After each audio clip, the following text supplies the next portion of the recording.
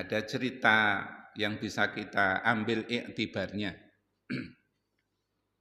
Ketika zaman Rasulullah Muhammad SAW awal-awal hijrah ke kota Madinah, Rasulullah itu kan dimusuhi oleh orang-orang kafir Quraisy. Sudah hijrah ke kota Madinah itu masih terus dikejar-kejar dan menjadi target untuk dibunuh. Sehingga beberapa kali terjadi peperangan. Pada saat perang yang pertama Rasulullah menang, ya, meskipun jumlah pasukannya sedikit. Yang bisa kita tarik pelajaran adalah ketika terjadi perang Uhud. Bapak Ibu yang kembali pernah menunaikan ibadah haji ke kota suci Mekah dan Madinah, lihat Bukit Uhud itu kan tidak terlalu tinggi, hadirin sekalian. Kita bisa mengenang bagaimana perjuangan Rasulullah Muhammad SAW di situ. Kita naik ke Bukit Uhud kan biasa saja, karena tidak terlalu tinggi. Nah, ketika terjadi peperangan, Rasulullah dan sahabatnya itu mengatur siasat yang luar biasa. Jumlahnya sedikit, tapi siasat yang dibikin oleh Rasulullah dan sahabatnya itu sangat jitu. Di atas Bukit Uhud itu Rasulullah menyiapkan bagian pasukan pemanah yang ahli. Khusus disiapkan di atas Bukit Uhud itu pasukan Rasulullah yang ahli memanah. Sehingga ketika pasukan kafir Quraisy ini mau menyerang bala tentaranya Rasulullah yang dari Bukit Uhud tinggal memanah saja, enak dari atas. Sehingga pasukan kafir Quraisy pontang-panting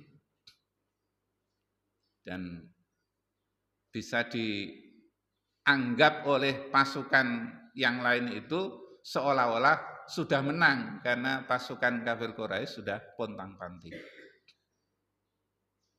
Mereka meninggalkan harta bendanya di situ. Lah ternyata itu sangat menarik, hadirin sekalian, harta benda peninggalan pasukan kafir Quraisy itu. Belum selesai perang, pasukan pemanah yang ada di atas ini tergiur dengan harta benda peninggalan perang itu. Maka sebagian mereka turun ke gelanggang peperangan untuk mengambil harta benda. Apa yang terjadi? Nah, komandannya orang kafir Quraisy, kebetulan waktu itu belum masuk Islam, namanya Khalid bin Walid. Wah, ini umat Islam ternyata tertarik dengan harta bendanya. Nah, akhirnya pasukan kafir Quraisy yang dipimpin oleh Khalid bin Walid itu menelikung balik. Akhirnya hampir-hampir hancurlah pasukan orang-orang Islam pada saat itu, hanya karena perlindungan Allah Subhanahu wa taala saja masih bisa diselamatkan, tidak kalah total oleh pasukannya kafir Quraisy. Maka diabadikan peristiwa itu di dalam Quran surat Ali Imran ayat 152 sampai 155, nanti bisa dipelajari di rumah sendiri. Minkum may yuridud dunya wa minkum may yuridul akhirah. Di antara pasukan umat Islam, pasukannya Nabi Muhammad SAW itu ada orang-orang yuridud dunya yang tergiur dengan urusan dunia. Sehingga amanat yang diberikan Rasulullah kepada mereka itu diabaikan. Wa minkum, dan diantara kamu sekalian, man, orang yuridul akhirah, yang memang menghendaki urusan akhirat sehingga tidak meninggalkan gelanggang.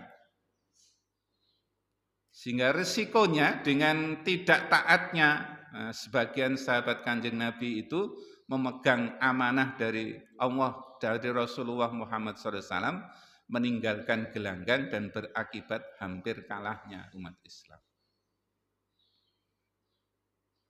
Nah, ini pelajaran yang sangat berharga. Peristiwanya sudah sekian lama yang lalu. di antara kita ini kaum muslimin memang dalam urusan dunia itu bisa luar biasa menggoda keinginan kita. Sehingga minkum mayyuridu dunya, di antara kita ini banyak yang kesengsem oleh urusan dunia. Kita sekalian tentu keinginannya adalah minkum mayyuridul akhirah, orang-orang yang masih memprioritaskan untuk urusan akhirat. Syukur-syukur ya seperti awal tadi, minhum may yaqulu rabbana atina fid dunya hasanah wa fil akhirati hasanah wa qina adzabannar, bisa hidup yang hasanah fid dunya wal akhirah.